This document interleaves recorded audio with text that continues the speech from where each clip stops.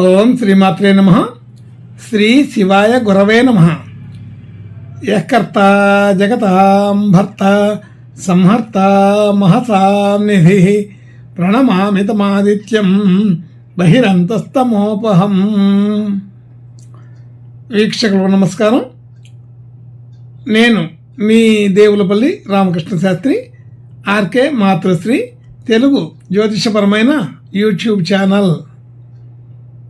ఇప్పుడు సెప్టెంబర్ నెల 8వ తేదీ నుండి సెప్టెంబర్ నెల 14వ తేదీ వరకు గల గ్రహ స్థితి గతులని ఒకసారి పరిశీలన చేద్దాం. సింహరాశిలో రవి బుధ గ్రహాలు, కన్యారాశిలో శుక్రుడు నీచ స్థితి, కేతువు కూడా కన్యారాశిలోనే ఉన్నారు.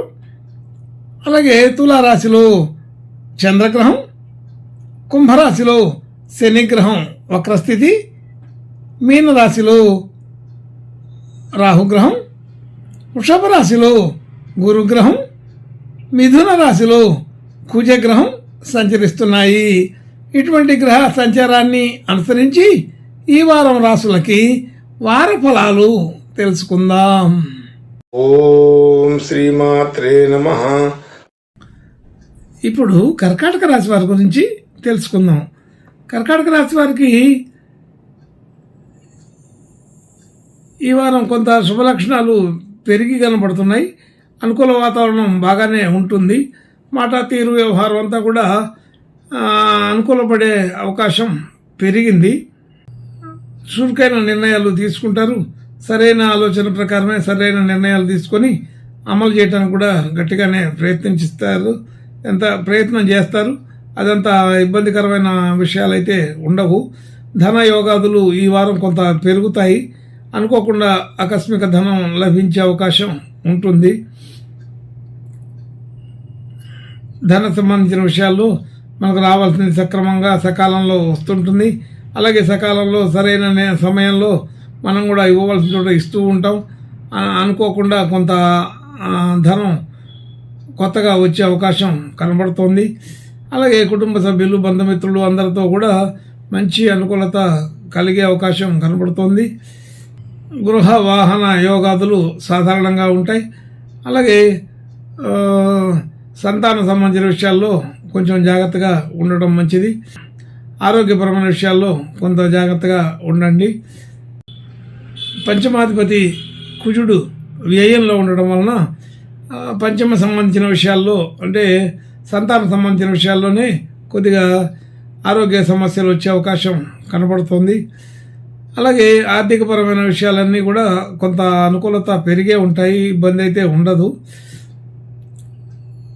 విద్యార్థులకి విద్యా సంబంధించిన విషయాల్లో కొంత అనుకూలత తగ్గింది. అలాగే రుణ సంబంధించిన విషయాల్లో కొంత ఒత్తిడి తగ్గుతుంది, పర్వాలేదు. అనుకున్నట్టుగా కొంచెం టెన్షన్ పడ్డప్పటికీ కూడా అటువంటి వాతావరణం అంతా వారం చివరి వరకు సరి అయిపోయి చక్కబడుతుందని తెలుస్తోంది. బంధుమిత్రుల సహకారం అన్ని విషయాల్లో కూడా బాగానే కుదురుతుంది. భార్యాభర్తల మధ్య సాధారణమైన స్థితి అనుకూలత ఉన్నది. అలాగే భాగ్యస్థితి బాగానే వృద్ధి అవుతుంది. నూతన పెట్టుబడులు పెట్టడానికి రియల్ ఎస్టేట్ కానీ షేర్ మార్కెట్ కానీ అలాంటి వాటిల్లో అంత అనుకూలత లేదు. సాధారణ స్థితే ఉన్నదని తెలుస్తుంది. అలాగే ఉద్యోగ వ్యవహారాది విషయాల్లో మంచి అనుకూలతనే ఉన్నది. అయితే ఉద్యోగ సంబంధించిన విషయాల్లో కొన్ని చిన్న సమస్యలు కూడా వచ్చే అవకాశం ఉంది. చేసిన పనే మరలా చేయాల్సిన పరిస్థితి కూడా కలిగే అవకాశం ఉన్నది. అలాగే చిన్నపాటి మాట పట్టింపులు వచ్చే అవకాశం కూడా ఉంటుంది. అలాంటి విషయాల్లో కొంచెం జాగ్రత్తగా ఉండమని చెప్పబడుతోంది. అలాగే మనం చేసిన పనులకి సాధారణమైన గుర్తింపు కలిగే అవకాశం ఉన్నది. అంత పెద్దగా ఇబ్బంది ఏమి ఉండదు. చిన్న విషయాల్లో ఇబ్బంది ఉన్నప్పటికీ వాటన్నిటిని సవరించుకోగలిగే పరిస్థితి కనపడుతుంది. కాబట్టి ఈ వారం పెద్దగా ఇబ్బందికరమైన వాతావరణాలు అయితే ఉండవు, కానీ సాధారణంగా ఉంటుంది. అంటే ప్రతికూలత లేకపోయినా అనుకూలత కూడా సాధారణంగానే ఉండటం వలన రెండూ కలిసి ఒక రకమైన మధ్యస్థమైన ఫలితాలు ఇచ్చే అవకాశం ఉంటుంది. వృత్తిపరమైన, ఉద్యోగపరమైన, వ్యాపారపరమైన లక్షణాలు కొంత నిదానంగా ఉంటాయి అని అర్థమవుతుంది. సాధారణమైన ఖర్చులు, వ్యవహారాలు ఉంటూ ఉంటాయి. అలాగే ఆరోగ్యపరమైన విషయాల్లో కొంత ఖర్చులు చేయవలసి వస్తుంటుంది కుటుంబ సభ్యులకు సంబంధించిన విషయాల్లో. అలాగే ఏదైనా గవర్నమెంట్కు సంబంధించిన బకాయిలు ఉంటే ఈ వారం తీర్చుకోవడం మంచిది. అనుకూలమైన వాతావరణాన్ని చూడగలుగుతారు.